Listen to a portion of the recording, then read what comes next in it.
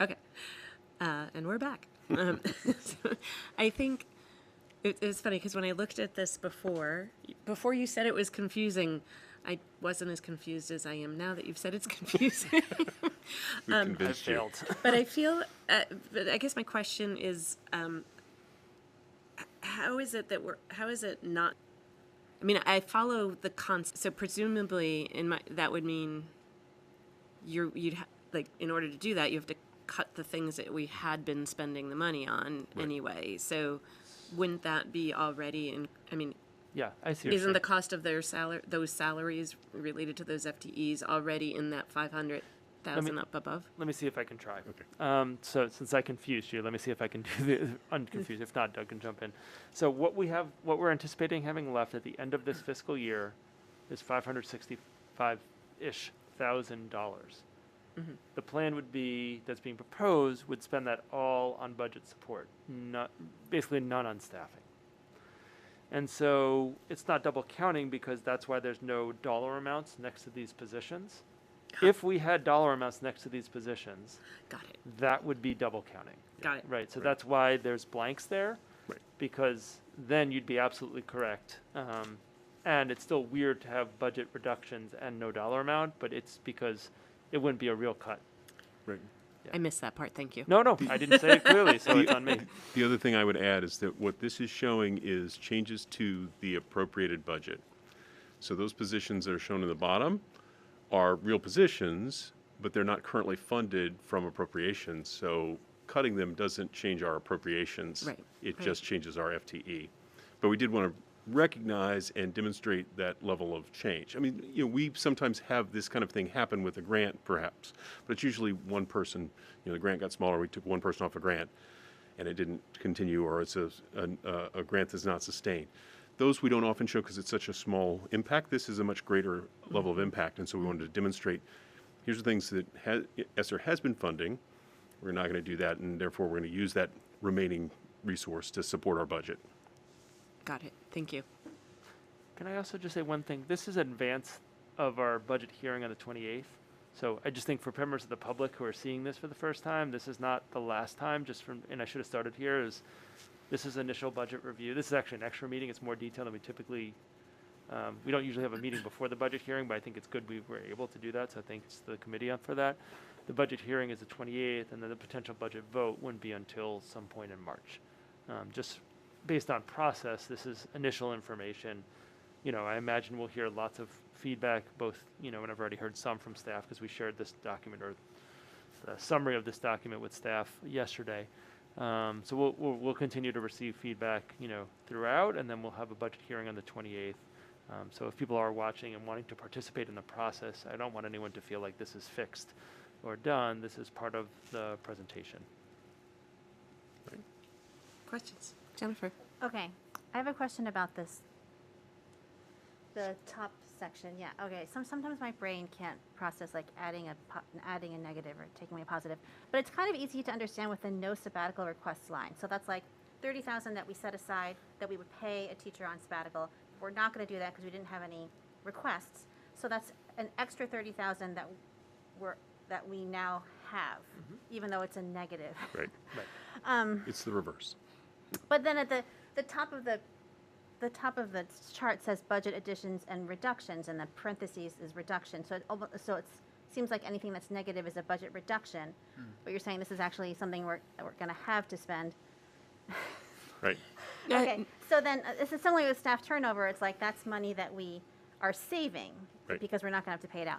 So then reduced use of school choice is like we're going to use less school choice, so that's going to be an extra thing that we will. So does that technically belong in budget additions, even though it's not an extra thing, but it's a positive number? And I'm just, my brain. Perhaps the word reduced is not the best one since it parallels some of the other things. But the idea is that we're talking about our expenses here. And so a reduction is a reduction in expense. And so that's why negative in numbers are expense. reductions. But that's good for the overall budget because it's less spending. Okay. Right? Right. And that's why the school choice is a positive number because we're essentially using less school choice to support the budget. Normally when you see something like that, it is like an add. So if we were to add a teacher, it would be in that middle Right. section, it would add, Right. and it's in the adjustment section more because it's sort of a one-time isolated, artifact in some ways. Yeah, and I think we didn't used to put our use of school choice and changes in adjustments, but we've gotten feedback that, anything like that, it'd be more transparent to have. And I think for budget additions, we typically think of that as things that are value adds to our educational or instructional program, and our use of school choice sort of doesn't fit within that. So in positive years, we've, we're going to add this position to work with this population of students, and so that's the reason we put in adjustments is it's pretty far away from direct impact on students and more about kind of fiscal management. And we're open to feedback, but we didn't, in the past we haven't put school choice in there because we're highlighting it because we're still not at even, so to speak, in terms of our, what we're bringing in and what we're spending. We thought it was worthwhile to highlight that, that it's part of a plan that we need to start enacting, otherwise we won't have the choice funds to be able to use in the future. But we don't always, this is more of an art than a science in some ways about how you present the things that are changing in the budget, and we're always open to feedback about that. I just want to ask a clarifying question, because the bits that we're looking at on screen right now, which are the budget adjustments, they're not necessarily money that we have back to spend on something else, right? They were holding a space in the budget for a potential expenditure that we're saying we're not going to spend the money on that. So that's how we're going to reduce the spending. It's not a cut, it's just a cut of that, holding that money to spend on a sabbatical. It doesn't, because that 500,000 is actually reducing our budget, not enabling us to spend that money on something else because we have to cut $1 million. Okay. Correct. Peter? Yeah. So I think this is more than we could probably group update, but I think that, and this is not, I don't mean this as a direct criticism. I think for members of the public, this isn't understandable. I know this is meant for us primarily right now, and I know you're under the gun, but I think we could do a little bit better with simplifying it. Like, for example, if you put the level services total at the top, that's really where this sheet starts, right? And then no sabbatical requests, minus 30,000. And so basically we're trying to get down, how do we get down to minus 894366, which you get down, that's just one suggestion, but I'm not saying I could do better, just, anyway, but in terms of the budget itself, first, quick clarifying question. You said before that we've been using more school choice than we've been bringing in. I think you meant to say that the opposite? Is that correct? Let me see if I can get to the school choice. Doug, do you remember where it is? I know it's towards the back. It's just before that staffing section. It'll be in the revolving fund. So it's just, but yeah, you're getting close. It's one or two more up. Whoa. Oh, Shot by it. Sorry. Is it before these or after these charts? This one, ooh. No, that's It's, just- well, food, no, it's after this. So it's the, yeah, it's in Revolving. this section of revolving funds. So which one it is probably the third one or so. So after this, and then we'll have the specific, so it's food service, then it's special education tuition, then it's like school choice. There it is right there. So what this is showing is the blue line is expenditures, the red line is revenues. So we are spending more than we are bringing in. Right. And on So the, I meant, hopefully I said that right. Yeah. right. Okay. And the other thing is if you scroll to the actual numbers, there's a running total at the bottom of that has the sort of current balance or the ending balance at the end of the year. And so, he's been as high as $1 million there, and then it is dropping from that point. There we go. Because again, in that fund gain / loss column, if you see a parentheses, that's reducing. That's anytime you see a parentheses in that fund gain loss line, our overall balance is decreasing. We're spending more than we're taking in. So we had a couple years in 20 and 21 where we took in more than we spent, and then the last 3, the reverse of that. Peter? Okay, thank you for that. So you did say it correctly originally. No, I'd forgotten that we had sort of crossed that line fairly recently. And so one of the take-homes that I would love for the public to understand is that this can't last forever. Like, if you're spending more than you're taking in, you're going to hit zero, right? And so one of the questions we get is, well, why don't you just take it from ESSER? Why don't you just take it from school choice? You could do it, you just don't want to. You don't value teachers. You're not listening to us, et cetera. And the reason is that, you could drain this all right now, and then you would be in a massive, that cliff would be twice as deep when we're trying to go the opposite.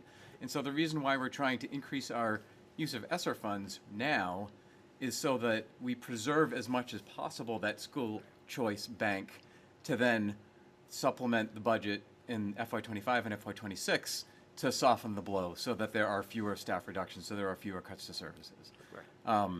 That, I think it's, I've tried to explain this a bunch of times. I think it's really hard when you start getting into the weeds of school choice revolving fund and ESSER revolving fund and which FYs that can hit and not. And sometimes people's eyes glaze over and say, well, you're just throwing numbers out, in order to confuse the situation. And like, I would just say to anybody watching this, this stream, like, we're really not. Like, you can't responsibly overload 1 year's budget with all of the one-time money you have available to you, because you're really setting people up for major pain in the next fiscal year. Yeah, I have a couple of other questions if I want to let my colleagues. Doug? I just wanted to add a point to that. So as far as the ESSER funds are concerned, they're grant funds, but they are time limited. So if we don't spend them by the sort of due date, we have to give them back.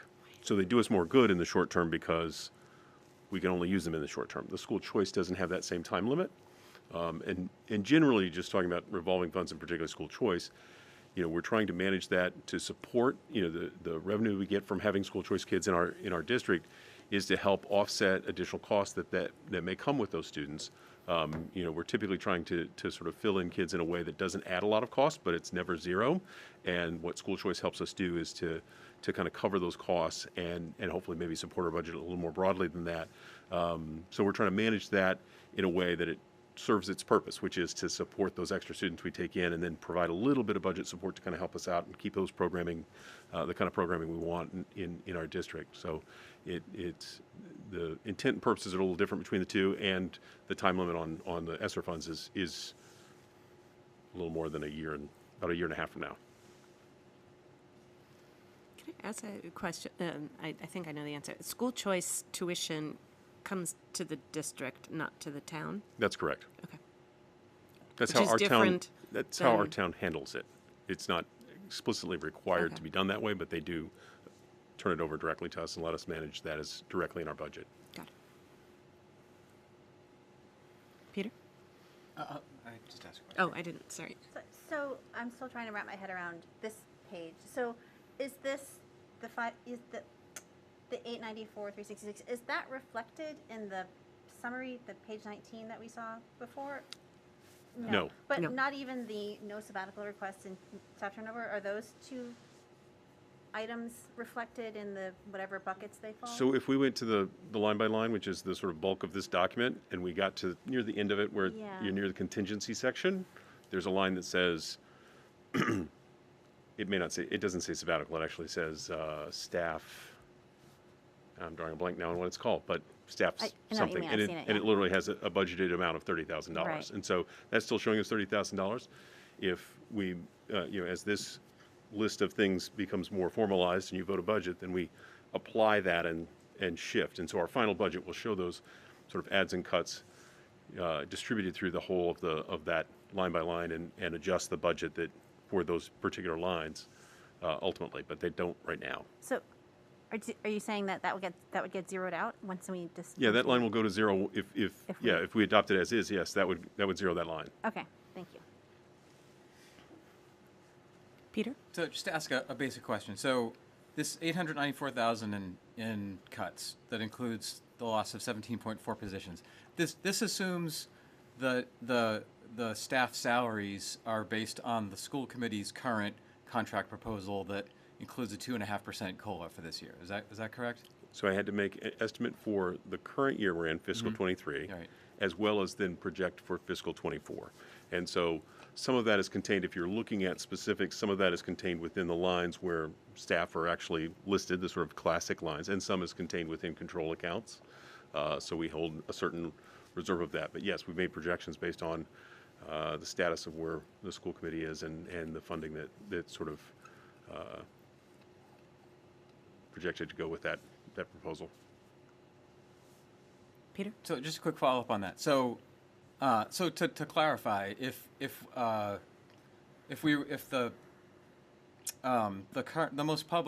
most recent publicly described proposal from the teachers union, if that was accepted, this cut of 894,366, that includes the loss of 17.4 positions, would be much higher. Yes. Okay, thank you.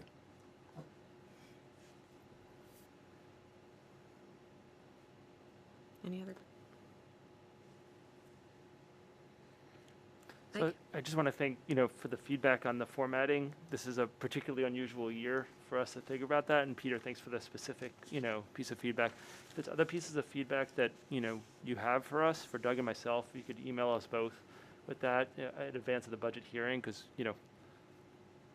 I'm not at all claiming it's perfect. I think I started by saying it's imperfect, and we really struggled a lot, and we tried to do things in the most transparent way, and sometimes the most transparent way leads to confusion, because there's things like budget cuts that don't have dollar amounts and things like that.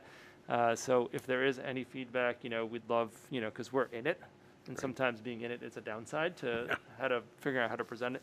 Right. So please do email us both with some thoughts, that you have as you look a little more, because our goal is to try to accurately portray what's being proposed.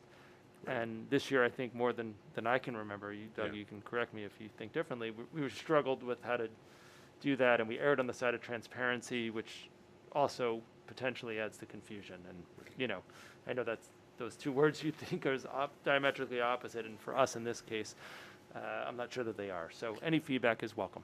Absolutely. I think the one thing, now after you explained what was going on to my particular question on sort of how is it double counting, pointing that out, that you're listing them here to show what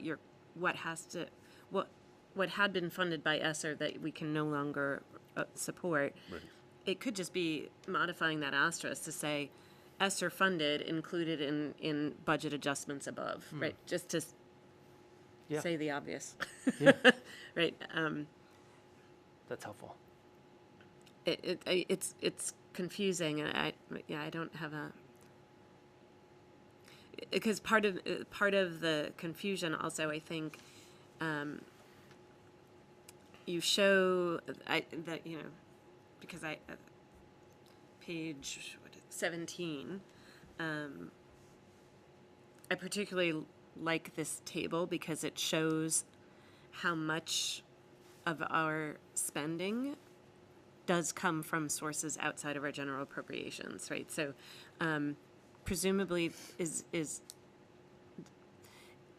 were we to accept that use of the ESSER funding, would that be showing up in that sort of special revenue funds? It would be, yes, it would be in there. Yeah. So right now that 565 is not currently there. Okay. So it would go in that grant-funded column somewhere, Right. either And it, distributed yeah. or at the bottom, additions and reductions. right. Yeah. And so I wonder, I don't have an answer. I haven't, my head is swimming a little bit, but I wonder if there's something in there that can sort of help, like you show, here's the current, here, how that looks, here's what it could look like once we've gone through, all of those. Because, and the other thing too is to show this page 17, maybe also a year over year. It's hard because you have the 4 columns here, but if there's some, even if it was like above it is FY23 and below it is FY24, so that people can sort of connect the dots and see how that's shifting, particularly because I think we keep reminding folks verbally about how much we're using ESSER right now to support our budget. And I think, putting that in here so that people understand that we're continuing that, it can be helpful. Mike? Thank you. I also just want to note, I can't let this topic end without noting that it was a banner year for grants for the Amherst Public School. It was somewhere, and I'm not going to pull it up, but in the neighborhood of $600,000 in competitive grants. I'm not talking about entitlement grants that we get like Title I and IDEA that we get just for having the student population that we have. And so I really just want to thank, Shannon Bernacchi in particular, who some of you have met virtually, I don't think in person, and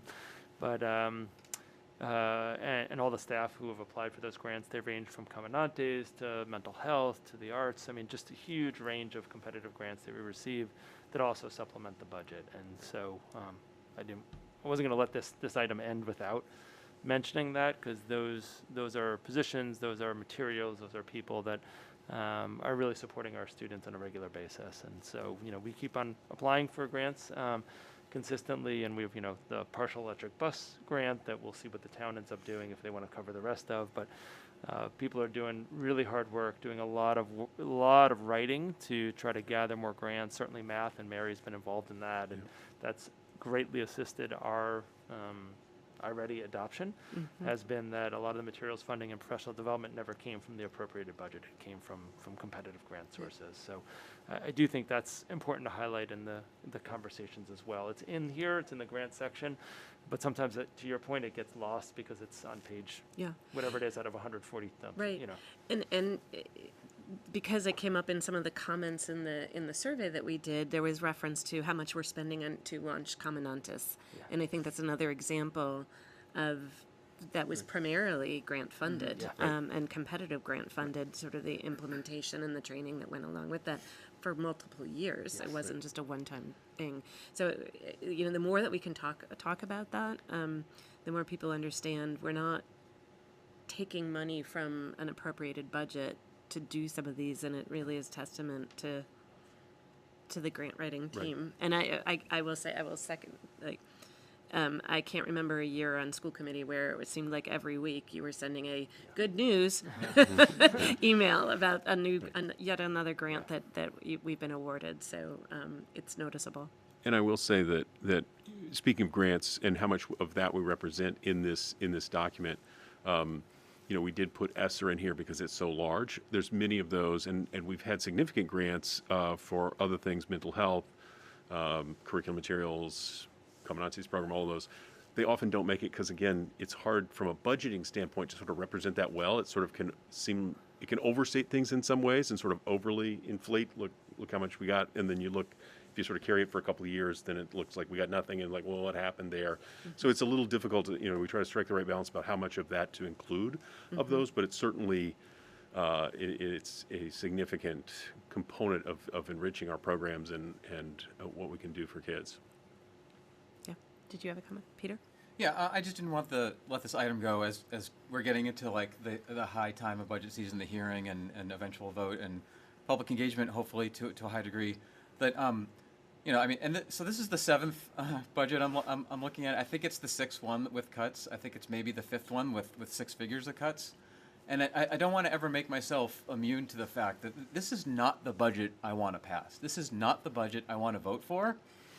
But the harsh reality, and the reality that we don't have the luxury of pretending doesn't exist, that we are heavily constrained by what the town of Amherst, and specifically the town council, tells us they will approve. And they've been very clear, as Chair McDonald was referencing in her remarks earlier, that they're not going to go above 2.5% that they've given us. The quote in the paper from the Finance Committee members, I'm urging the school committee to understand that the 2.5% increase the town of Amherst is saying it can afford is really what we can afford. And so, yes, we can pass any level of budget proposal we want. We could pass a level services budget if we so choose. But that's all that it is. It's a proposal. It's a request for the town of Amherst. And we remember what happened last year. We passed a budget that was only $50K above what was provided to us from guidance. And we spent a lot of meetings. The chair wrote an op-ed in the paper. We met individually with town council members and the town manager and did a lot of work to try and get just 50,000 above. And that was, I think, unheard of in terms of our going above the guidance. And that was shot down. So when we talk about, the constraint that we're under, and the capacity the school committee has to increase that amount of money that we get from the towns, we don't control the purse strings. And I'm not saying that I don't want to hear intense, passionate advocacy from the community. I do. But people need to understand what the process is and where the power lies. So it's just a point of reference as we get into values and cuts and things that we don't want to be doing.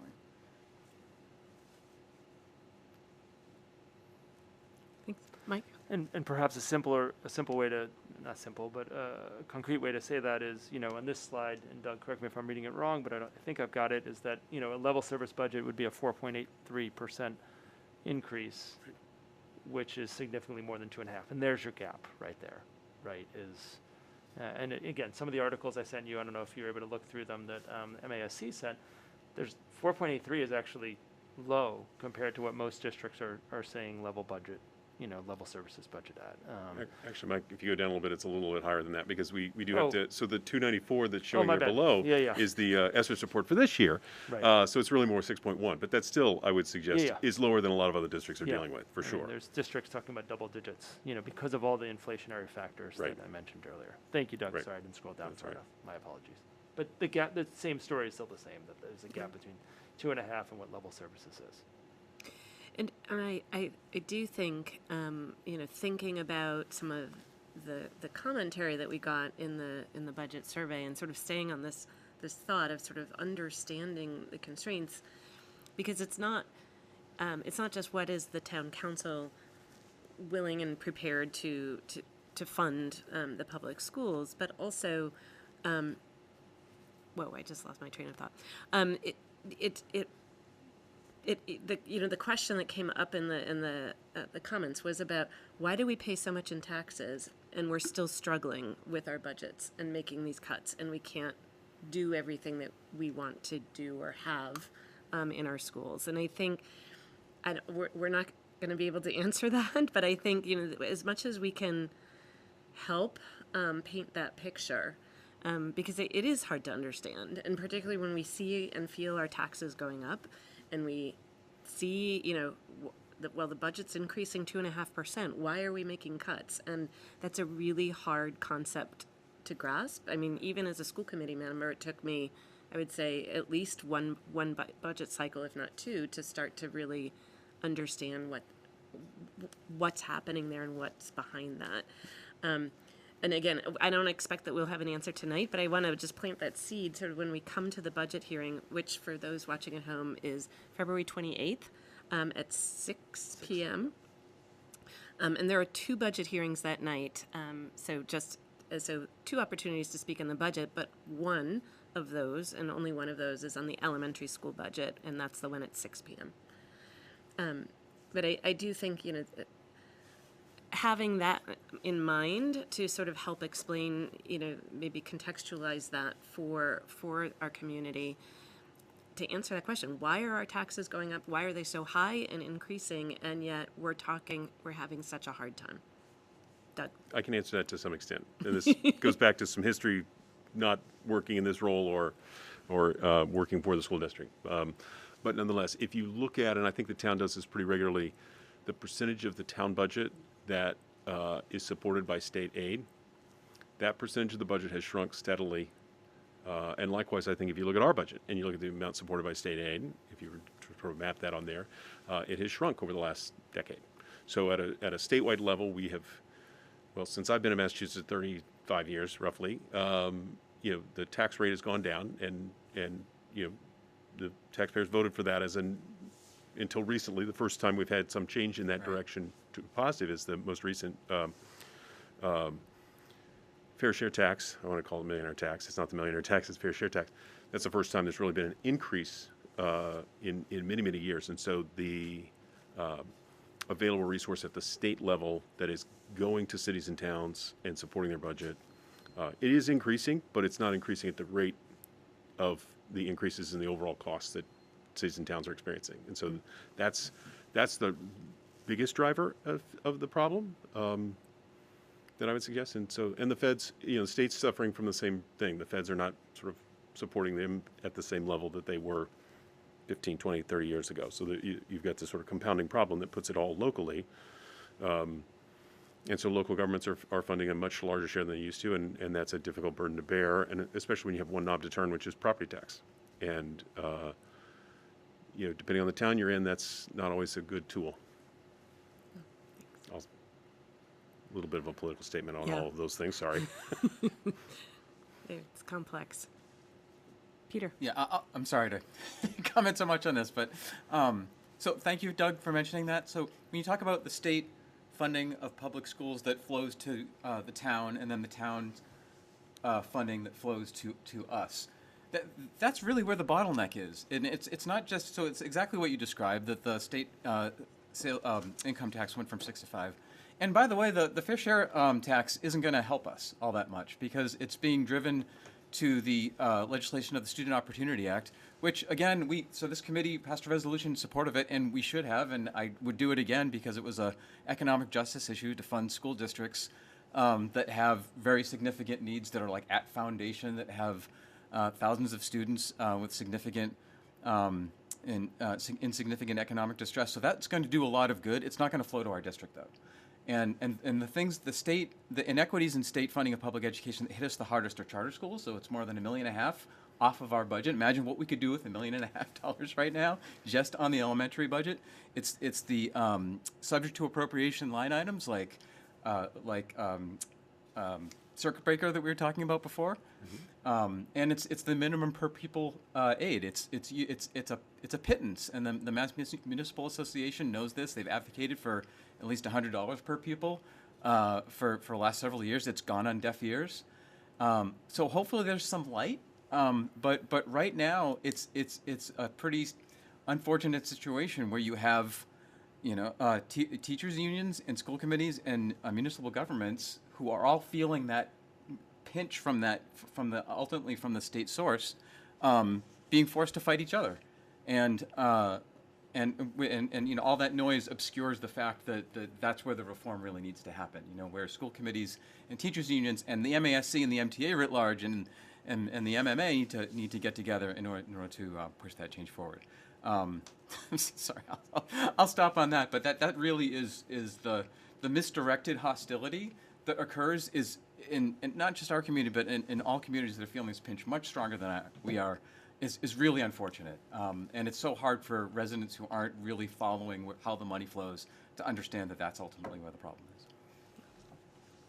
Jennifer? So while we're on this topic of sort of big picture questions, something that I have trouble wrapping my head around, and Doug, I'm hoping maybe you can shed some light on this given your vast experience. But so the town of Amherst is giving us 2.5% more this year than last year because that's the amount that they can raise property taxes on. And they're giving all their departments 2.5% more. And if they were to give us more, they'd have to give another department less, and they don't want to do that, and that makes sense. So they're constricted by Proposition 2.5, which is what limits the amount that property taxes can go up. But every town in Massachusetts has the same limits. Every town has that limit on it. So how are other municipalities and other school districts managing to increase their school budgets by more than 2.5%, or by the superintendent referenced like double-digit budget increases at school districts? How are they doing it? Are their town councils or city councils or select boards giving them more than 2.5%? Or like, how are they doing it?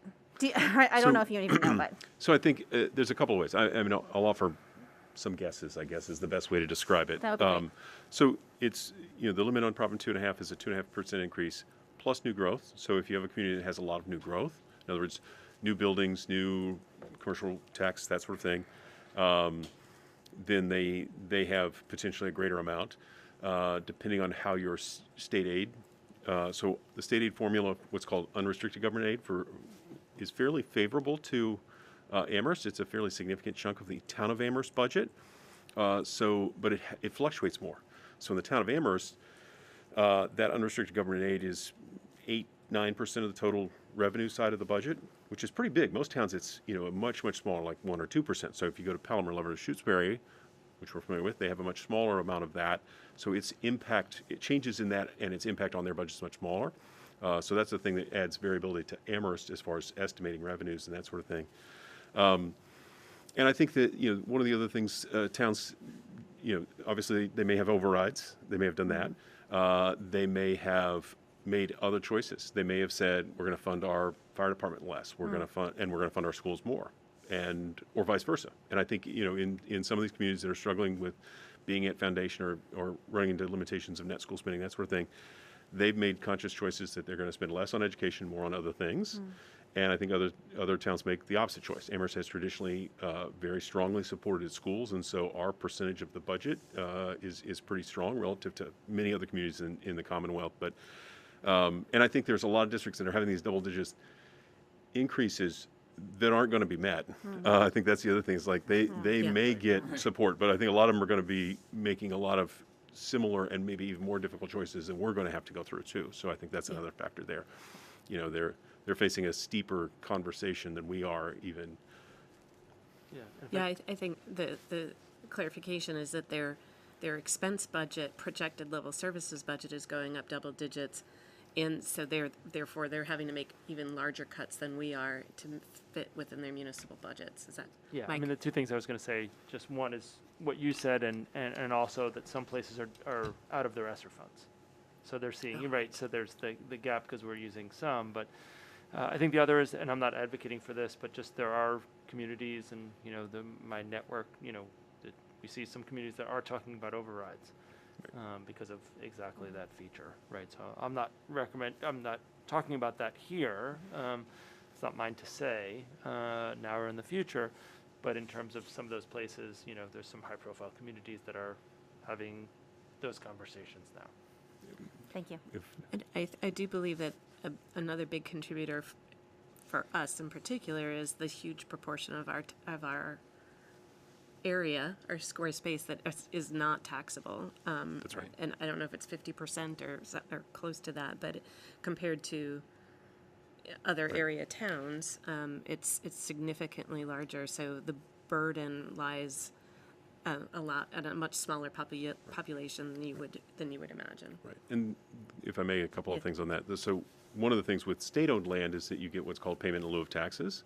And generally, that pales in comparison, I'll be a little strong in my language here, to what property tax would generate in that same thing. So you know, and that, you know, the state owns forest land, it owns UMass, right? And so there's a very broad range of kinds of property that it owns, and how it, you know, that formula is very complex and difficult. But generally speaking, the revenue it generates for the town relative to the impact on the town are not in balance.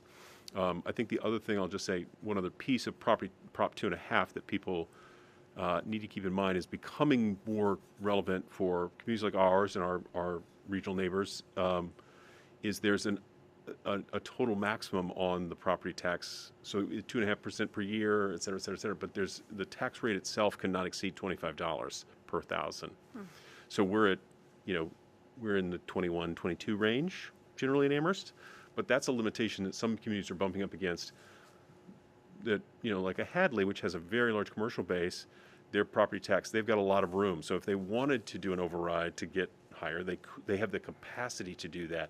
We have communities near us and many, many others that will be in the next few years bumping up against that absolute limit that currently exists as well.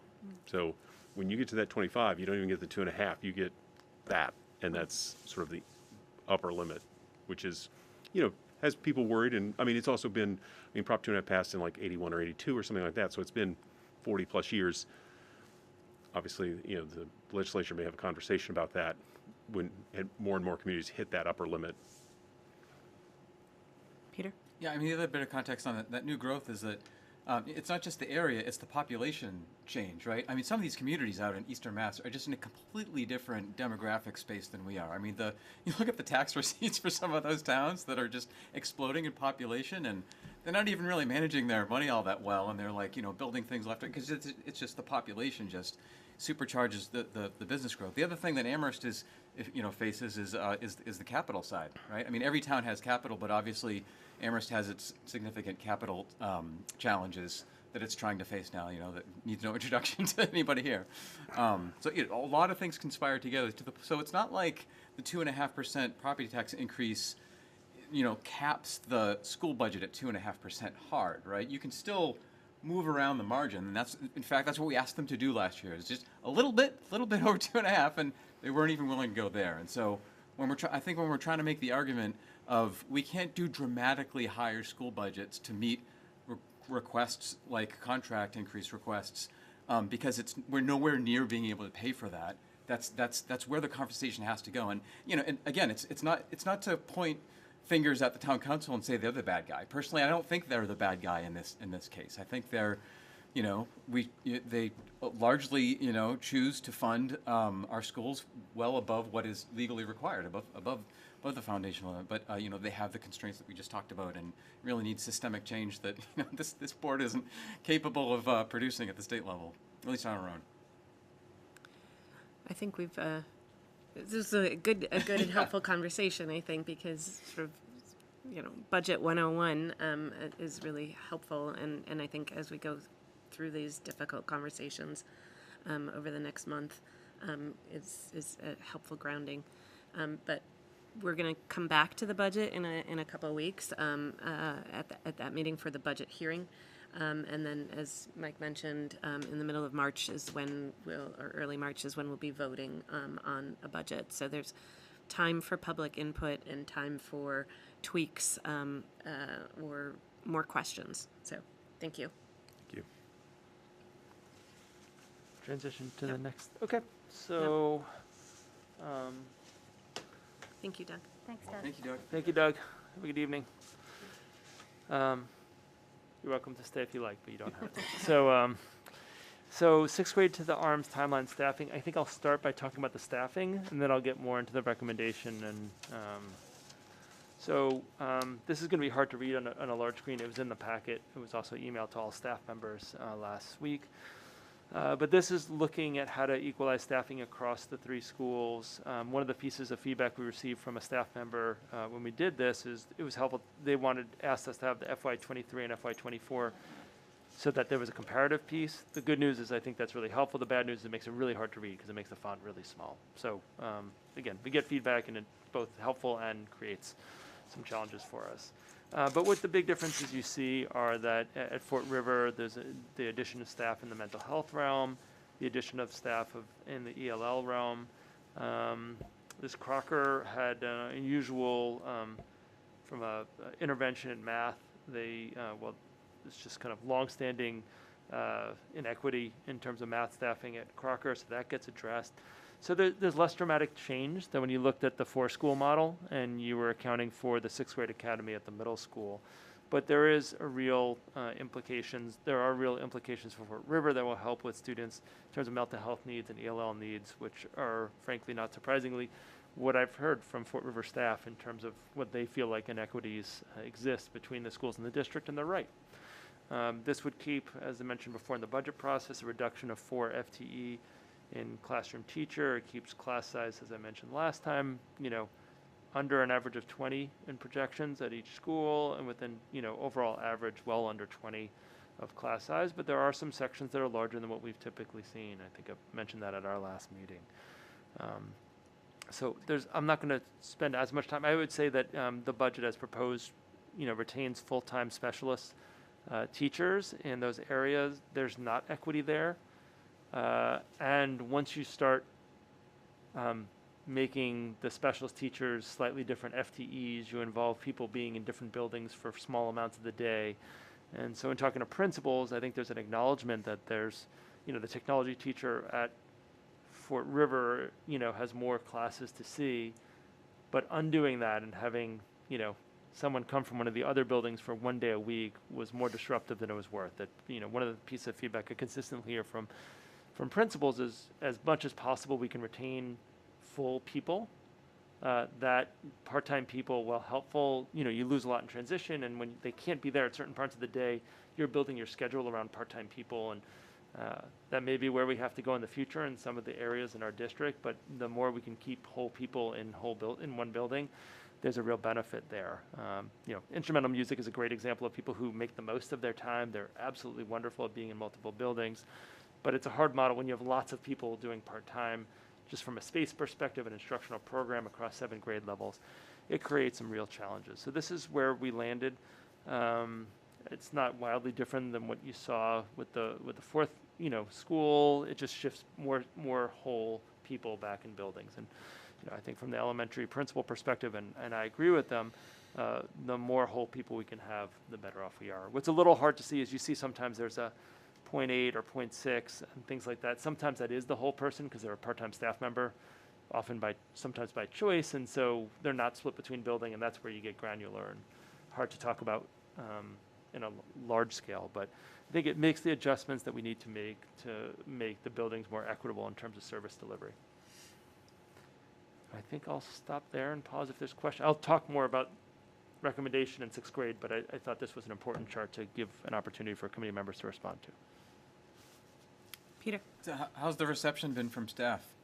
I think concern overall, feeling like this makes, some feedback I received, this makes more sense than having the 4th building and having people split between elementary and the 6th grade academy. If you remember, the 6th grade academy had a number of part-time people going up and traveling there.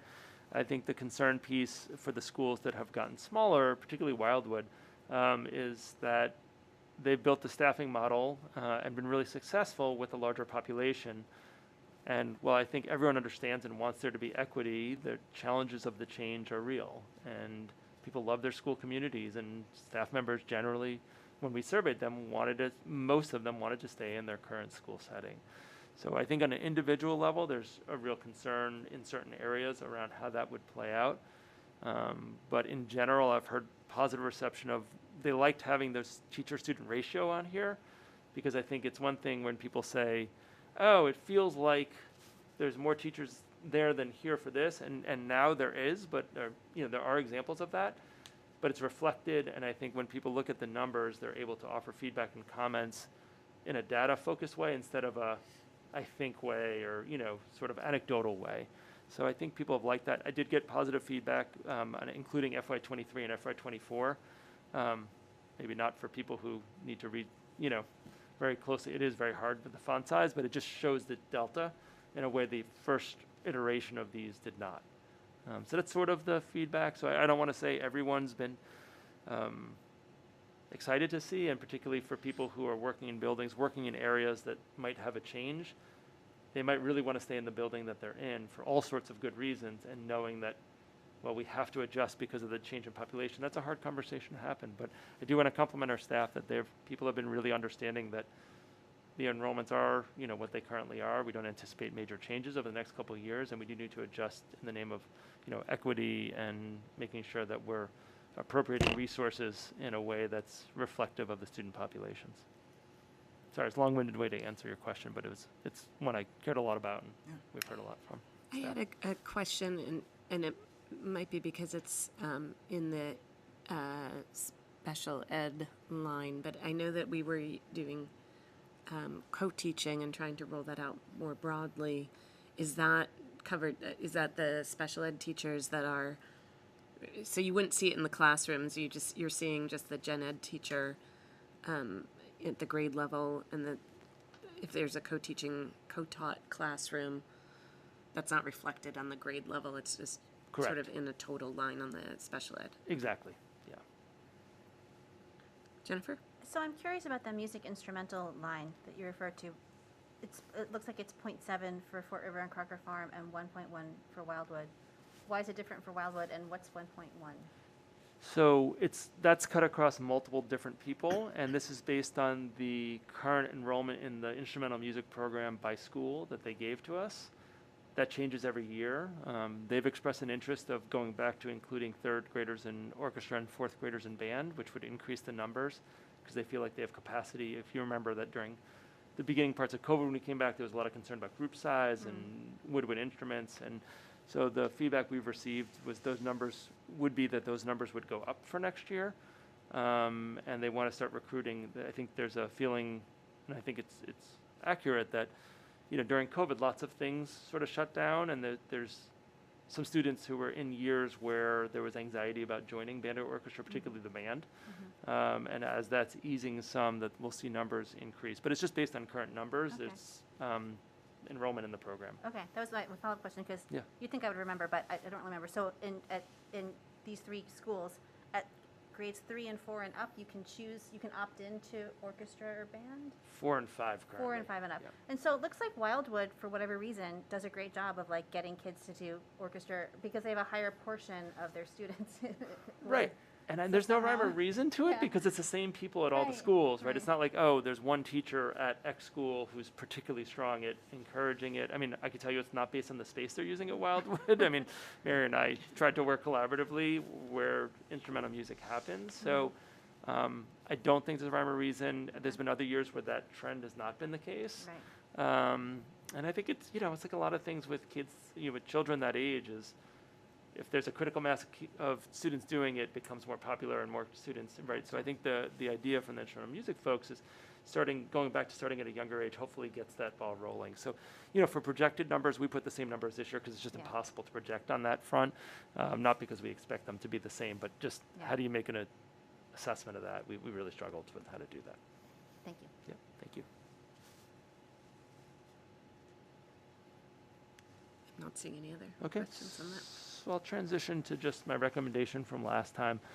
And I want to have that up because I want to talk about space, staffing, and budget. Space. So updates on space since the last time we spoke. In more conversations with our facilities director, Mr. Roy Clark, he's become increasingly confident in the ability to perhaps, if we choose to do it, to close off. If you remember, I had pictures of the halvesies last time, and there's two halvesies that are not, the walls don't go to the ceiling. I was in one this week, or last week this week on Monday. So I recognize the challenges there. He does feel with HVAC specialists formatting the HVAC system and multiple purifiers that it is possible to maintain ventilation. Close it off. I do want to not make too rosy a picture of that. Because if you remember, that's been one of the problems of Fort River and Wildwood since we have quads, is that it's a really small space. Those classrooms are only, usable space in the neighborhood of 750 square feet because of the need for hallway space to get to the other classroom. But from a ventilation perspective, he's looked at them himself as an area that he has a fair amount of experience with, and he feels like if we do want to go down that road, we could. It's also the case that if the committee and the community want to go down that road for more classrooms and preserve an art and music room, or at least some combination of an art music space, we could do that on more rooms. I'm a little hesitant because of the implications. We're talking about larger class sizes, so I think there's some push-pull there. But that's one of the implications of space that I wanted to update folks on. I think the other thing that I want to share is, we're not anticipating a space change for next year in terms of the 20 classrooms we have at I'm speaking specifically of Fort River. It really would be for the year after. So we have a little time to be talking about and making decisions about how we want to approach the challenge of getting to 21 and 22 classes. When I'm at Fort River, it feels busy. When I was at Fort River as a teacher and I started, it was 575 students and 20 some odd, many more classrooms. It felt busy in smaller spaces. So, perhaps I have the curse of knowledge of having taught in that building when it was busier, but to me, the majority of students, with the exception of those 4 classes, are in really large spaces with walls that have more acoustic privacy than we've ever had at Fort River School before. What it has is it's pushed ELL, special ed to be more integrated. And, I think there's been some challenges with that, and it's consistent with the model you talked about co-teaching a minute ago. So I hear the concern about space, and I'm not trying to diminish people's experience or concerns, but I also don't see that as perhaps as big a barrier as some other people, because we've been dealing with space issues at Fort River for, probably since the building opened, but certainly my 22 years in the district. And in terms of hallway spaces, it is quieter in that building than it certainly was when I was teaching there. Just because, there was 500 some odd students, now we have 300 some odd students. Hallways, it's not like hallways are packed or like you have images of that. That's not our experience. In terms of the cafeteria spaces, I think they're functioning really well as classrooms, thanks to our facilities department, IS department to put in, touchscreen, large screens. I was joking before with a committee member who asked me, the behavior problems at lunch, have gone to basically, like if we graphed it, it would be a sharp decrease. Students enjoy eating in 20-person classes. In general, schools don't do that because it's really hard to staff. We've used ESSER funding to fund that, for Fort River next year. The other schools, we won't need it. Next year, we may have to use some of the ARPA funds that we have for 6th grade to fund that. But from a functional life of the building, life of the student model, it's a really calm experience eating lunch in the classroom. Like you just think about what you think of an elementary cafeteria and then what you think of an elementary classroom. It's a much calmer experience, and particularly for some of our more vulnerable students in terms of noise sensitivity, other pieces. If we could do this indefinitely, if we had some magical funding source that would continue forever, the 3 principals of our schools would be like, awesome. That would be great. You know, it is an increase in load on custodial staff because they have more, you know, you think about cleaning desks and tables and garbage and all of those pieces. From a functional life of the student, it's a much calmer experience to eat lunch in your classroom than lunch in the cafeteria. So it's a fiscal problem. It's a facilities issue in terms of trash and all that, and Victor and the crew at Fort River are absolutely fabulous about that. I think it's a net benefit for the average student's day to be in a classroom of 20 eating lunch versus a cafeteria that's tightly wound with 60, with another 60 in the cafeteria with faux walls or, not real wall between. So, from a space perspective, I think if we want to close off those walls, talking to Mr. Roy Clark, I feel very confident we can do that.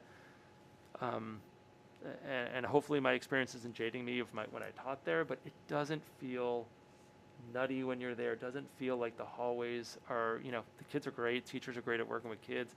It doesn't feel, as hard as I thought it would feel with the space it has. And I think that's, Tammy, if she was here, would suggest the same. I think when we get to 21 and 22 and thinking of the specialists, I think that's where we do have to have a cost benefit of, is it better to close off some rooms, have some classes with smaller class size, and those smaller, I say smaller, that's what we had for 30 years in those spaces. So there are ways that we could approach that retains the art and music space, or some compromise where it might be one, which is what Wildwood has experimented with the last couple of years. They had one of the cafeteria spaces, and they configured the art and music schedule where most of the time the art and music teacher could use that space if they chose, because they were juxtaposed. So I think there's creative solutions that really can mitigate some of the challenges. I think the outdoor space for the younger kids when construction starts, that's true. I don't think sixth grade's gonna have bearing on that, because the sixth graders don't use the younger kids' playground, and we're not gonna have kindergarten and first graders using a playground that's designed for older kids. It's not safe. That slide is way too big for my kindergartners. My personal kids have done it. I wouldn't recommend it, right? So I'm not saying no kindergartens use it, but that's not sixth grade moves and all of a sudden the kindergarten can use that play space. They can't because they're too young for it. So, I think that problem's going to exist no matter whether sixth grade moves or doesn't move. I don't think it has an implication. In terms of fields, Fort River has a tremendous number of fields, whether they're wet, all those usable, that's a different question, but the size of the fields that'll exist, it's going to be plenty big for the student population we have. So that's where I am on space. Staffing, we just took a look at. I think a legitimate question I got from a number of people, including staff since we sent that out, is why would this be better for next year if sixth grade didn't move? And I think the answer is we've been able to make a budget recommendation that probably has low impact on whether sixth grade's here or not this year. The concern is the next 2 years, where our budgets are going to be, I don't want to keep saying fiscal cliff and fiscal hill, but I'm going to keep on saying them because it's true. And our reductions are going to be felt more across the board. Right now, our reductions, I'm not trying to minimize them at all, but I wouldn't describe these as hitting every single department of our organization. And that's going to change next year, and I hate to be the sort of predict the future in a negative way, but I don't see without $565,000 in ESSER funding how we don't have that scenario. And if you look at our old staffing model with sixth grade in the middle school, that's where we get into lots of shared staff between the 3 elementaries and the sixth grade academy. And that's where we lose a lot of flexibility to make reductions. And that's perhaps a conversation we can have next year, right? This recommendation is about 26. I can imagine a recommendation being not moved next year, and we can come back to this conversation as we're in the budget situation. Maybe, that's not what I want to say. Maybe I'm not thinking of something that improves our budget for next year. Maybe there's some other benefit that comes, maybe federally or state, as Peter was indicating. But for next year, right, the budget, we've been able to craft a budget using every single penny we think we'll have on ESSER, where the implications aren't. But the next 2 years, I think it's going to be really different.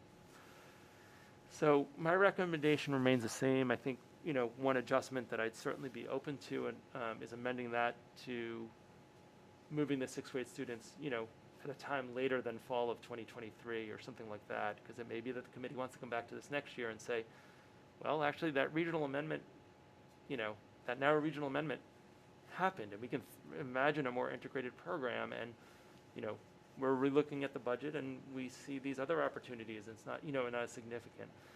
I still think it's the right, me personally, I think we can make it work. I think the Fort River situation, I think kids are having a really good experience this year. I think there's ways we can improve that for next year if we want to think about the walls and going all the way up. I still think it's the right thing, for staff and kids.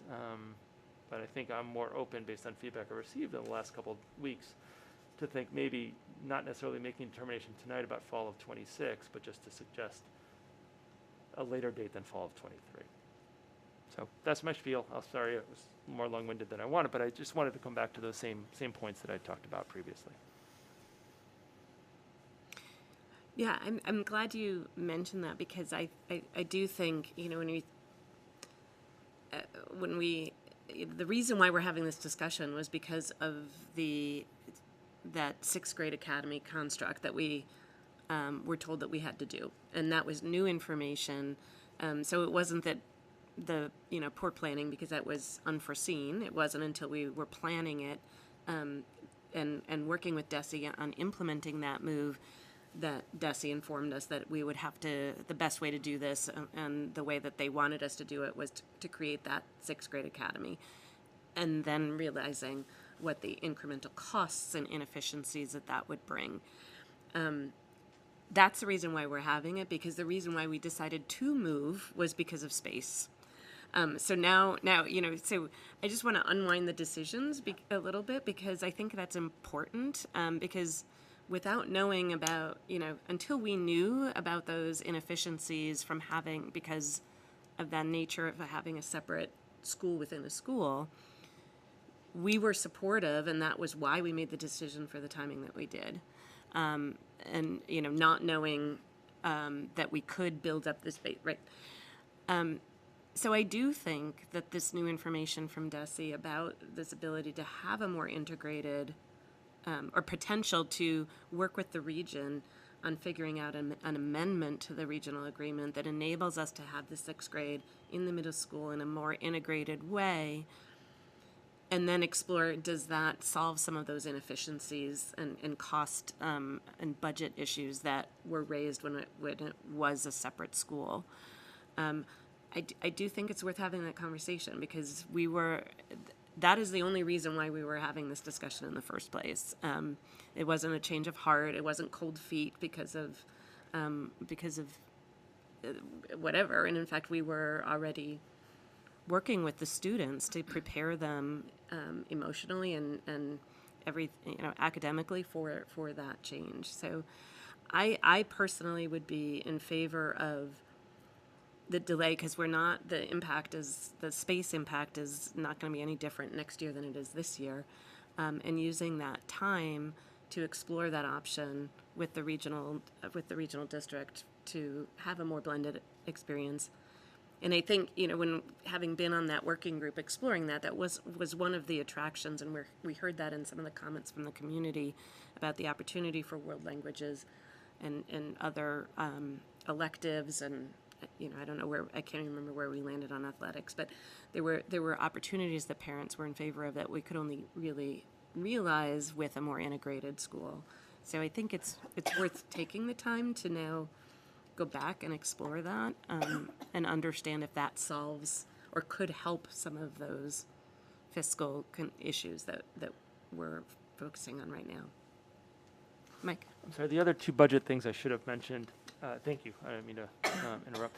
The other two budget things I should mention are, one is that in this budget it reduced by about $30,000 what we expected for utility use, and you might say $30,000 small number, but that's a position or two, right, depending on the role. And it also doesn't take up all of the ARPA funds that the town has given us for this change. So, while that's not reflected in a budget document like the one that you saw earlier, it also means if there are other infrastructure changes we want to make and other resources we can access, we're able to. And I think as we looked at the original model that was thoughtfully developed around sixth grade academy, I think, as I've mentioned, I thought we were going to not have enough ARPA money to get us to 2026. And so that was going, again, not hit the operational budget now, but that was going to hit the operational budget in a year or two, because it was an inefficient model. And I think taking the time to do more planning and more integration if possible, that will be, we'll see where we all are in FY25 literally and figuratively, but it's something that, looking back, we will be glad that we're not tapping the appropriated budget, because we've already over-tapped the ARPA funds that the town has given us for this change. Sorry, I meant to mention that for the budget part. Other comments or questions, thoughts? Peter? So first, please put a pin in that idea of kids permanently eating lunch in their classrooms. I know, given all of the budget seriousness we've talked about, that comes at a cost. But that's really interesting to me, that there would be that significant and consistent of a reaction from the principals about that. I mean, we spent so much time on mental health and how to provide. Oh, there's someone out there? Yeah, there is someone out there. Thanks. Thanks, Doug. It scared me. Yeah, no, it did too. Yeah, so we spend so much time on mental health and ways to help kids be calm throughout the day. The fact that has you're saying that observation is that significant is interesting. So yeah, I guess I feel similar to the way that Allison does. It was certainly a giving me pause experience when I read through the budget survey feedback to hear that many parents talk about concern about the space. And I think if we do vote to delay, part of it has to be communication to parents. I think there's an inconsistent understanding there about what the level of impact the space constraints will be, what options we have to mitigate them, like you were just talking about with Mr. Roy Clark, and when they're going to happen, right? I think for some there's a concern that, oh my gosh, this fall it's going to be, an unsustainable model. So I think that's something we need to, or that you need to keep on your radar. Yeah, the other thing too is to really kind of take a step back and make sure that when we talk about do we want the sixth grade substantially isolated or substantially integrated, and how? Doug, can you just make sure that door stays open? It was open before, just because anyone in the public should be able to come in. Right. Thank you. I'm sorry to interrupt you. Yeah.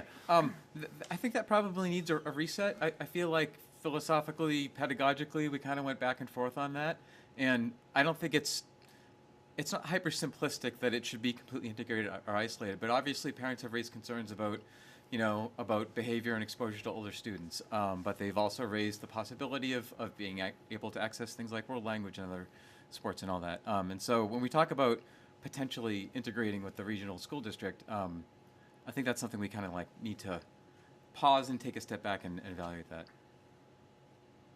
Mike? Yeah, and I think what I'm hearing is less about physical integration, about space. I think there was actually I've received a lot of positive feedback about that part of it. It's much more about, do we need to have another principal? Do we need to have these additional staff members to support the programming? Or can that be more integrated? In addition to the athletics, that's certainly one I heard a lot. We heard in public comment tonight, but I've heard it from multiple others. So, for me, I'm not really envisioning, let's just integrate the sixth grade and not have a distinct space. It's much more about, what's the organization of school? Are they fully part of the middle school? Is there a leadership model that can be integrative of, or does it have to be separate? So I think there's lots of ways in which I think there's broad support for physical, separation and those pieces, but there's not broad support for having additional administration. I can tell you that explicitly, right? That the people really, when we talk about administrative costs, and we're talking about a school that's not, in terms of middle schools, not going to be that big in relation to other, schools in our area. So there was a lot of negative feedback around, are we spending more money than we have to because of this model? And so those are the types of integration I think that's important, as well as access to clubs and all sports and extracurriculars. That's the kind of thing that I've received feedback about, integration, not so much that we want sixth grade scattered just amid all the seventh and eighth graders. I think there's a lot of support for and belief that sixth graders would benefit from having an own distinct space that is felt as and owned by as a sixth grade wing. But I think those other areas, I consistently hear feedback about those, and I think if we can figure out ways to be more integrative, I think there'll be more support for that model. So I just wanted to, because I didn't say that earlier, I just wanted to be clear. I think the space piece is really separate from the other aspects of integration. Jennifer? So I'm in favor of delaying the move, but I'm thinking about what you suggested, Mike, is that we could vote to just delay it later than fall 23, not specifically say make it fall 26. Doing that definitely gives us more flexibility, but there's also more uncertainty. And we had our one email that public comment today was from, or maybe it was the voicemail, was from a parent of a current fourth grader who's pleased that their fourth grader will be able to stay at their elementary school for sixth grades. And so, but if we vote to delay it later than fall of 23, but we don't say when, then that family and all those families are going to be in this uncertain state. So so I'm just pondering that and thinking about the implications of that, and I don't know. I don't have to think about it more. I mean, I know obviously we're probably going to take a vote tonight, but it's something I'm thinking about. You bring up a really good point, because I think, when we voted previously to make this move, we gave ourselves a year and a half. And so I think, and we were very clear about sort of what that timing is. And I think if we did that to some date uncertain, it might be that we would not make a decision for the following fall any later than November of, because we'd want to know that early in the budget season about what we're doing. So we could sort of put a deadline of, we won't make a decision past a certain date, because I agree. It sounds like, well, they could decide in May that my kid's going to, the middle school next August, and that's not. I want to come back to the lunch thing. I actually wrote down lunch and calf, because I understand all of that. Sort of, it's quieter, and so it's a happy happenstance from a school management and community perspective. But I until we're in, until we have sort of a larger school, one of the things that stands out, and it sort of resonates also with my own kids' experience when they were at Fort River, is if you have a small cohort, it's a small cohort. So it can be beneficial for specific students that have, the students that you described that have those auditory challenges and sort of that where a wild, chaotic scene is distressing. On the flip side, if a child is in a small cohort and their friendships extend beyond their classroom, it's sort of confining them into a much smaller, a challenging situation. And particularly in the Fort River experience, where the I forget what we call Explorer classrooms, they're it could potentially make them feel even more isolated, because they can't change up year over year to a new cohort of friends. And I just want to hold that thought, because and also we're building a new school that has a lovely cafeteria, and we've seen it, and so I don't want the community to think that we're going to give that up and continue lunch in classrooms. Yeah, I mean, I think some of that is particularly at Fort River and Wildwood, which have cafeterias with really low ceilings and dark spaces that are suboptimal. And they're not, Crocker Farm certainly has a much lovelier space to eat in. It's much lighter, and it's a bigger space, because if people who know Fort River and Wildwood, it like cuts them into three.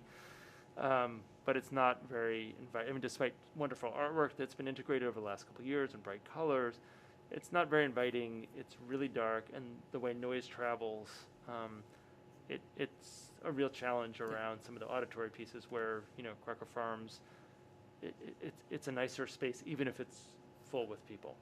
So I do think there's ways to do it. And actually in the building design for the new school, it has that cafetorium, but it also has a quiet space off it for students who may have some sensory needs to eat it. I mean, it's a multi-use space, but they've done that in other schools, so it provides sort of a more flexible seating environment for students that way. So I think it's a point well taken. I think we can't change the current cafeterias at those two schools, and no one would build them now that way. It's just, that's not a design that you would have with low ceilings and the structures that are in place.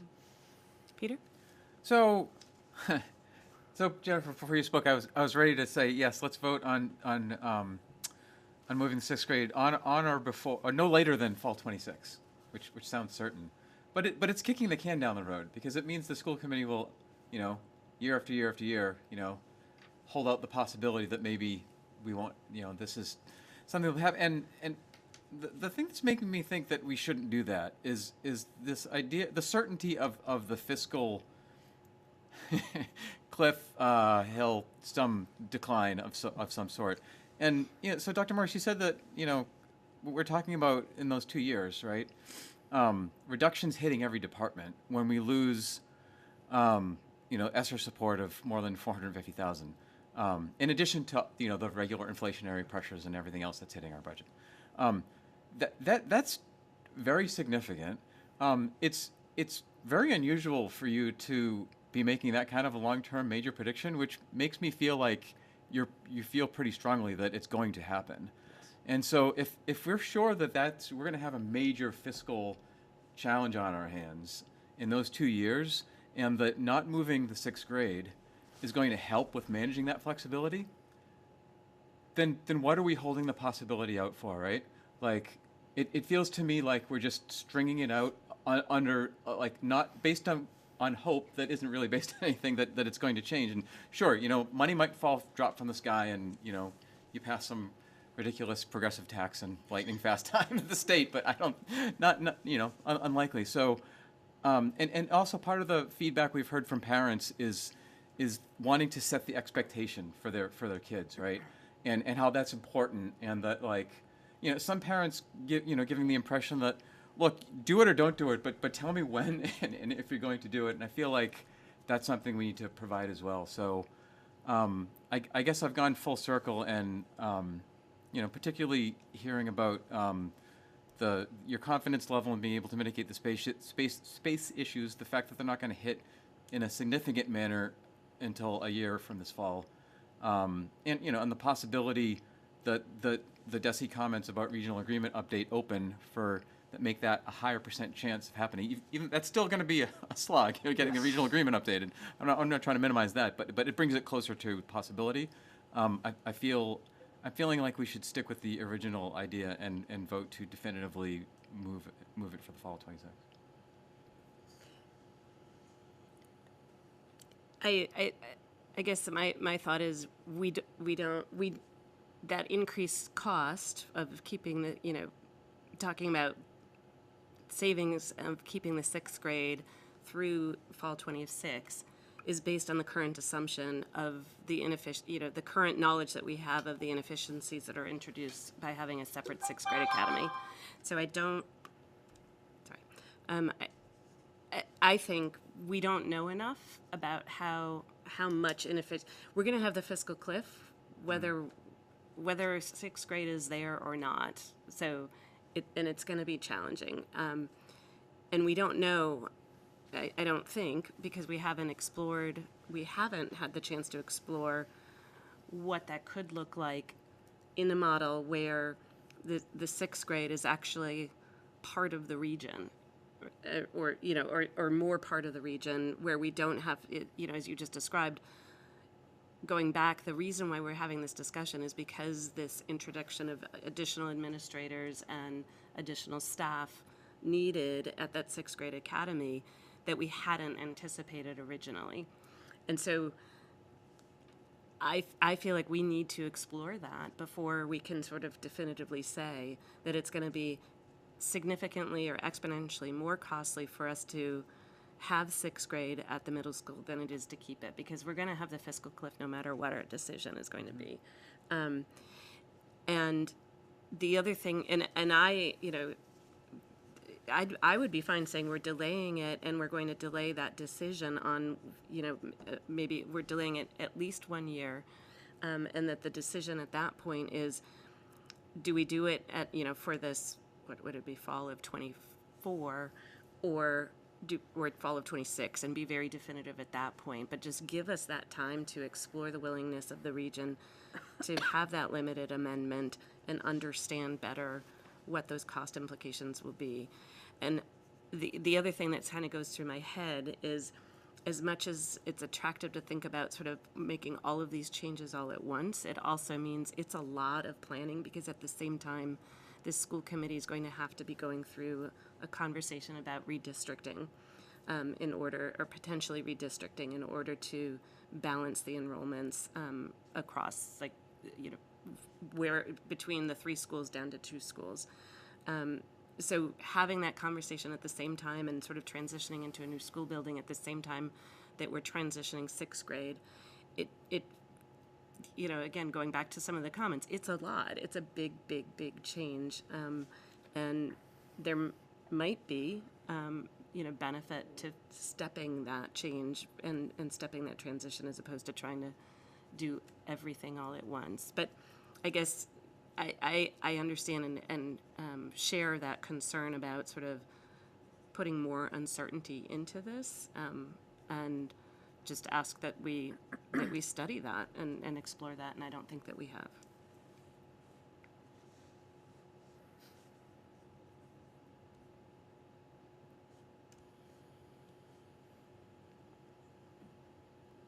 Irv, you unmuted. Did you have something that you wanted to add? I keep thinking about what you just said, and I'm thinking we have known for some time that fiscal 24, fiscal 25, and fiscal 26 were going to be really, really tough years. What is the information that we're lacking that will prevent us from making a decision about the 6th grade? What is it that we're lacking in terms of the physical thing, the physical information that we have available to us, and we know that it's coming, and we know the impact and the physical issues around moving the 6th grade to the middle school, and that those are negative impacts. So why are we delaying this decision?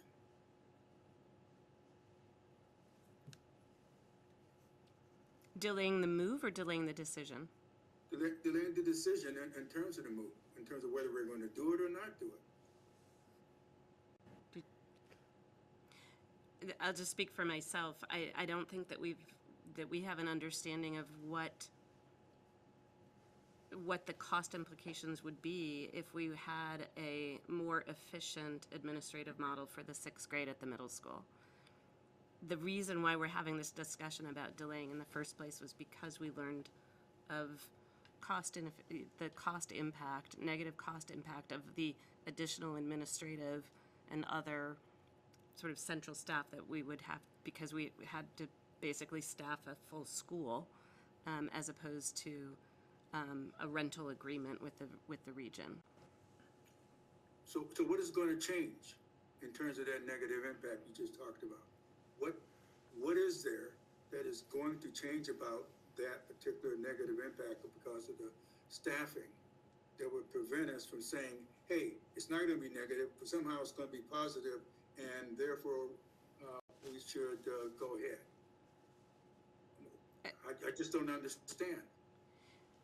It was the new information that Mike led with in his update, that DESE has given us information that we have more flexibility, that we're not required to have the 6th grade be a standalone school within a school, and that we wouldn't have to necessarily open the full regional agreement in order to talk about with the region the possibility of having 6th grade as part of that administrative structure.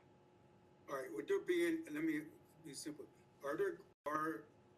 as currently constructed and what we all know about moving the 6th grade, will there be any additional impact in relationship to administrative or instructional staff if that move were made?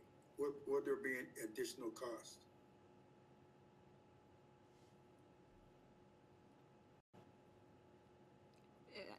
I'm not sure we understand your question, but Peter, are Yeah, you yeah, Irv, trying to answer? I think, I mean, my sense of the answer to that question is that, like, what Allison is proposing is that we don't know enough right now to be able to answer that question. So, for example, if we went for a different model and we were integrated into the regional school district, for example, and we didn't need the same administrative staff as what was initially proposed, then perhaps the financial impact we're talking about isn't the same. And so, because we don't have that information, and because the space doesn't change next year, then why not delay that decision? I think that's how I understand what Allison's talking about. For me, as I'm trying to work this out in real time, I really appreciate everybody's perspective, by the way. It's a good discussion. I, ideally, I want to provide parents the certainty, and not just keep kicking the can every year. And so that part of me is motivated to just kind of, be done with it. But I guess the variable that is making me lean towards what Allison is proposing is the fact that the space isn't changing next year. The space situation in terms of the number of classrooms, like 20 classrooms, that we have right now is the same as next year. And then it goes up to 21, and then it goes up to 22. And so, I think I want to say that we're going to move the 6th grade before by the fall of 26, but no earlier than what would it be at, like fall of 24, some kind of clarifying. So one of those 3 years. I don't know how to say that, and inevitably it will be characterized as school committee kicks the can, but I'm okay with that if we feel like it's the best decision for the district. Mike? So again, I'll roll with whatever decision that makes. I feel like we have a good plan for 6th grade to move next year. I don't think that makes the most sense at the moment, but we can do it.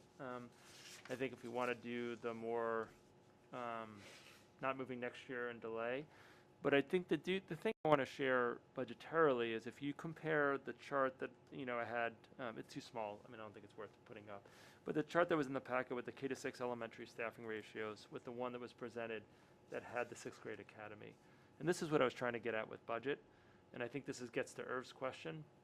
I think we're going to have to make reductions. We are stretched tighter with the 6th grade academy than we are without it, because we have more staff between schools and more part-time staff. And when we think about the budget reductions that I predict we're going to have to make in the next couple of years, that's going to create some real challenges of where to make those reductions. And so we are less efficient. I'm not talking about administrative staffing. We are just less efficient when we have people going back and forth between buildings. It's a less efficient model with the same number of staff spread between an extra building. And so I guess I'm fine waiting. I think my professional prediction is that, right, Occam's razor, you're stretching more people further in terms of travel, in terms of part-time staff.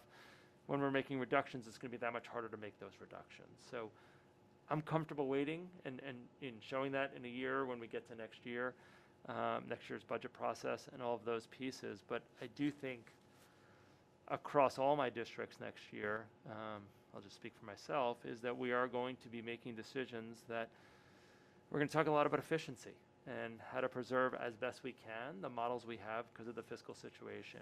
And so having an additional site to manage, separate even if it's shared with the region and those pieces, just the number of people who are in a different site, the number of, the roles that you don't often think of like what happens with the librarian and who's managing the library at those sites.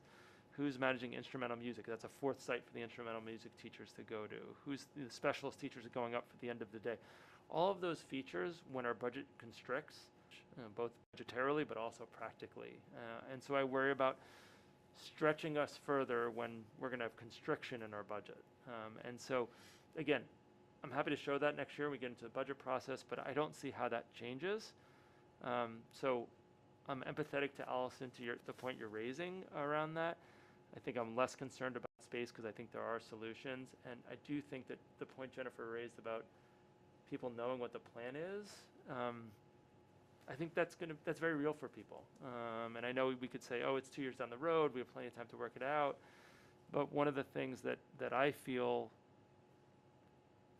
guilt about is not that I think it's the wrong decision to delay the move, but that I think is very real, having talked to 5th grade students, and depending on the vote tonight, I'm going to go back and talk to them again, is that there were expectations and there was some degree of change in plan, and I think putting more uncertainty into the process has a real cost to kids and to families. And so it's not that it's insurmountable, but I just want to, that point resonated with me, and I hadn't thought about it until I heard it tonight.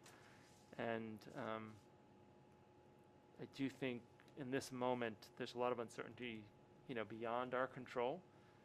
And So that's where I'm struggling, because I think you heard me change my recommendation when I did, and I agree with Peter's point. This is a good conversation. This is why we have public meetings, is to have different points of view. But I do think, separate from the administrative pieces, I think it's going to be really hard to run a fourth site when our budget's constricting simultaneously, right? It's just, it by definition, it adds inefficiency. One of the reasons we're getting a more efficient new school goes up is we're reducing, we're taking two medium-sized schools and reducing it, and we already know there's efficiencies that can be realized. So this is going the other direction in a time when budgets are constricting, and I think, we can wait and show that, but I don't see how that won't be true a year from now. So I will make anything work. I think all of the models, any vote that you take, will be able to make work. I don't have any doubts about that. It's really about how people feel. For me, that is, that's in my mind. Thank you. Jennifer? What if, throwing this idea out, what if we say we'll make the move either fall of 25 or fall of 26? What if we take 23 and 24 off the table? Because for me, like, if we were to say we'll delay it by 1 year, it'll definitely be next year. That kind of would be, just from a managing expectations point, that could kind of be okay. But if we say now, maybe it'll be 24, maybe not, we're not sure yet. That makes me uncomfortable. And like, if we were going to make it fall of 24, I think to your point, Allison, you said earlier, we'd want to give people like a year and a half's notice. I already feel bad that this year's fifth graders, we're pulling this on them at such a late stage. Like, I think we all feel bad about that. We don't want to do the same to this year's fourth graders / next year's fifth graders. We would want to give them like a year and a half's notice, which is kind of now. And if we don't know now if 24 is a possibility, maybe one way to split the difference is to vote to make it either 25 or 26.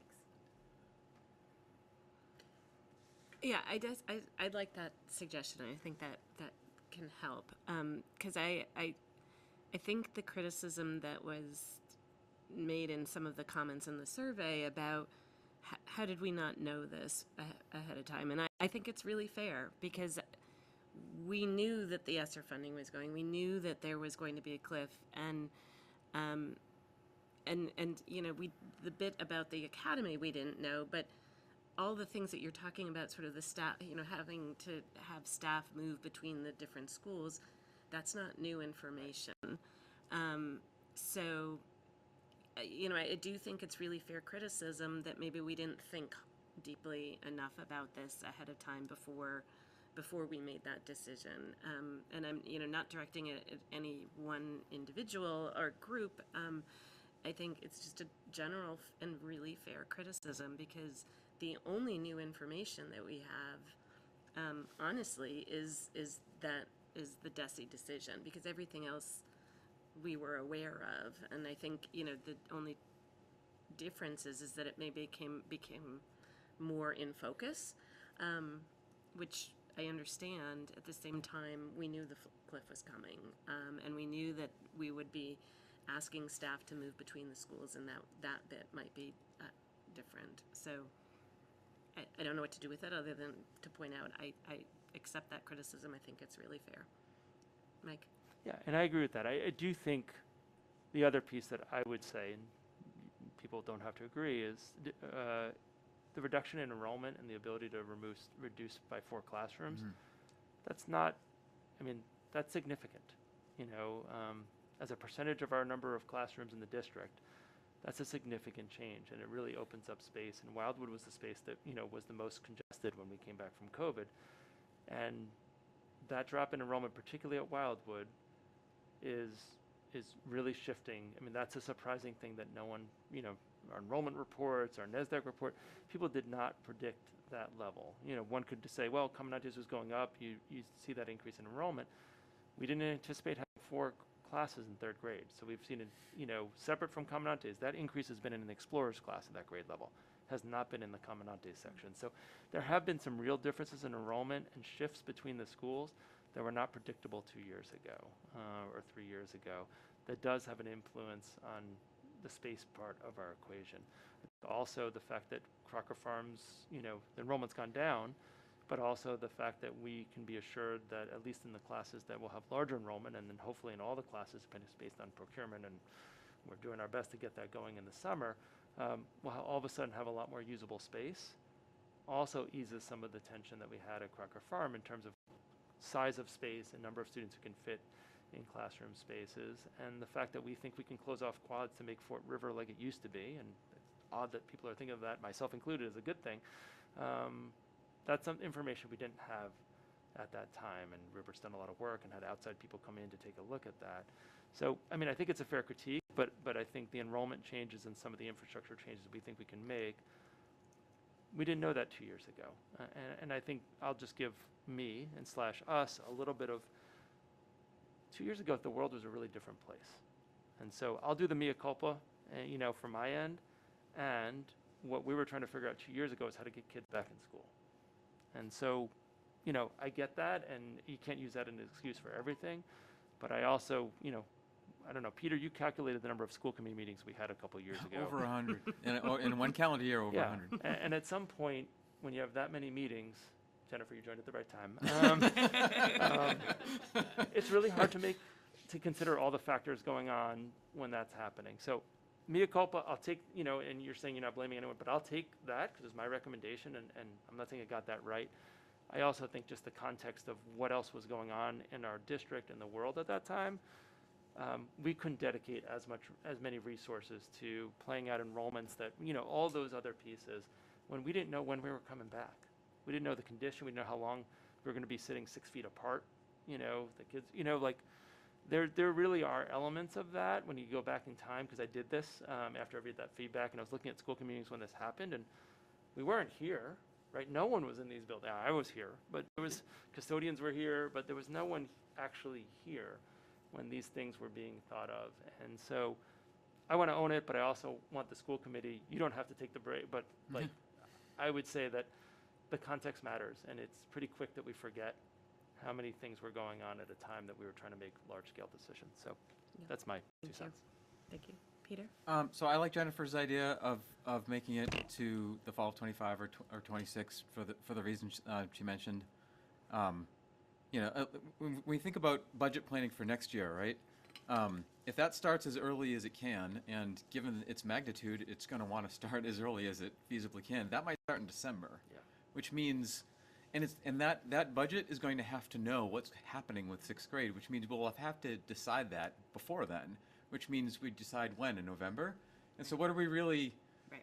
We're not kicking the can that far down, right, to include FY24. So, yeah, I like that. I'm skeptical that we'll need the option of FY25, but it certainly would provide enough time to advance notice. So yeah, I like that, and I like that we took the time to arrive at this place and didn't have to force the issue one way or the other. There's a lot of things that people have brought up tonight that it did not occur to me about this aspect. So I think it's been one of our committee's better discussions. Irv has his hand up. Irv? Sitting here, a parent of a 4th grader, I certainly would want to know where my kid was going to be when he reached 6th grade. So it seems to me that, you know, if we know certain things, and when I listen to Mike, I think, you know, we are talking about a decision that's really highly problematic in terms of the information that we currently have and the information that we know that is forthcoming, and that we are saying, well, maybe we'll do it in 24, or maybe we'll do it in 25, but we're not going to make a decision. We need to make a decision. People have a right to know, and as far as I'm concerned, I would vote to make a decision at the end of fiscal 25. I think that the proposal that Jennifer made and that Peter had said, or Peter and I had said that we would consider is voting tonight to delay it to 25 or fall of 25 or fall of 26 and making that decision now. Well, you know, I certainly wouldn't be opposed to making that decision in the fall of 25? No, we'd have to make the decision. The proposal is to move the sixth grade into the middle school in either fall of 25 or fall of 26. And the decision would have to be made at least a year prior to that. And I guess I oppose that because we have enough information that says that, we're not going to be there. What's going to change is not, that has been put on the table, will not be changed at a particular time. We know that.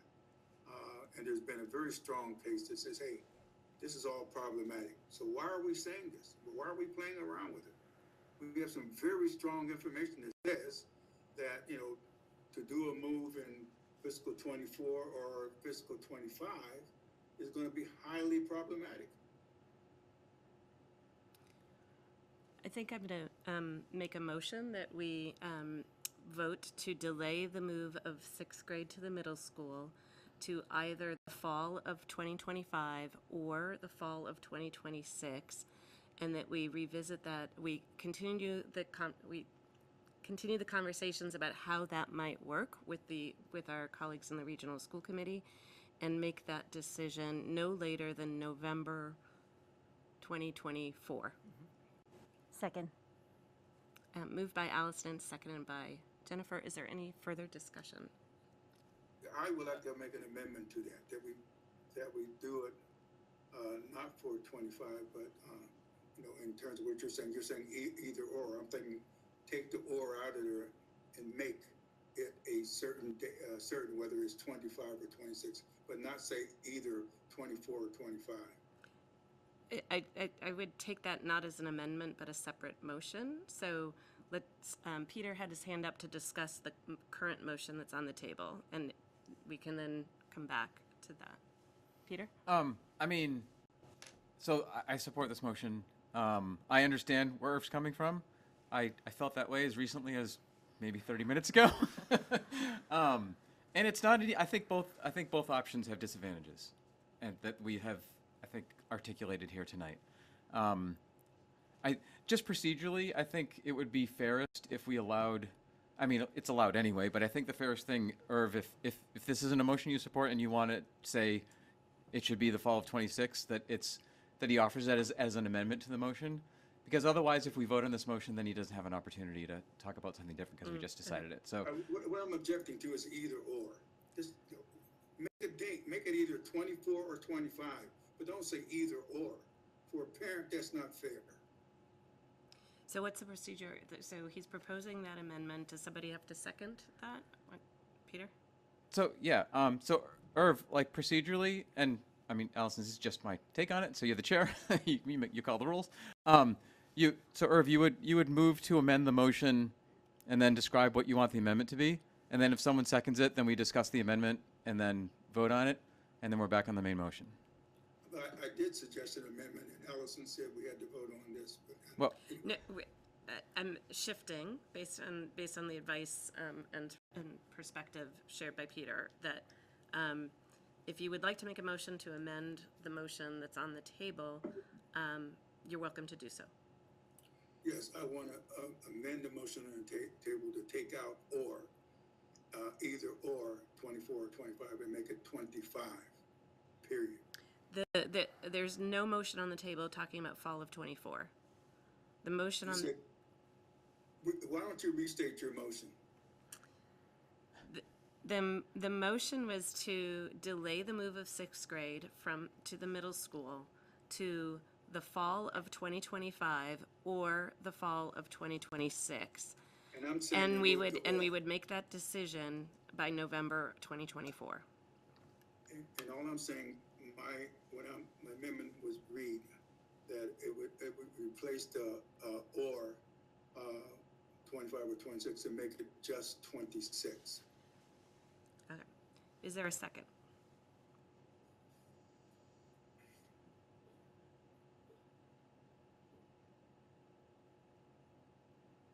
I'm not seeing anybody second that motion.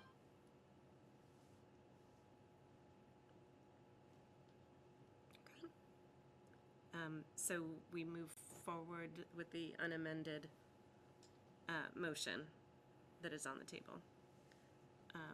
So we will take a roll call vote because we have one participant who is remote. So Peter, Peter, yes. Jennifer, Jennifer, yes. Irv, No. and Allison, yes. The motion passes 3-4. 3-1. Sorry. I was saying with 4 present. That was in my mind. I apologize. Sorry. Long day. So, thank you. And now I have to adjust my eyes back to this. Future addendum planning. We have a Mike? meeting on February 28th, starting at 6 o'clock, as you mentioned, Allison. It's the budget hearing, school choice hearing, and a joint topic with the region on a resolution for permanent free breakfast and lunch. Those are the 3 topics. We get together again on the 14th, where we have budget vote, school choice vote, some initial conversations on class size policy. We get to some teaching and learning stuff in April, where we'll, talk about literacy programs, dyslexia screener, math updates. So I referenced that earlier. But once we get through budget, we can kind of refocus our attention more on the curricular parts that came up in the survey data tonight. Okay. And we'll come back about the lunch program question that you said, the consideration about making that topic joint with them. Right, yeah, I don't have the date Yeah. on here because I don't have the regional Yeah, planner we can up, but follow that later. yeah. Okay. Yep.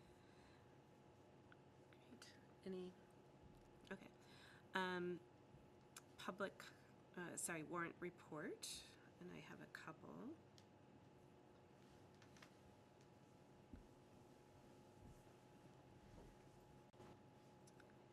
I, Allison McDonald, authorized by my signature transfer request in the amount of $1,850 for a transfer dated January 20th, 2023. And I signed that on January 25th.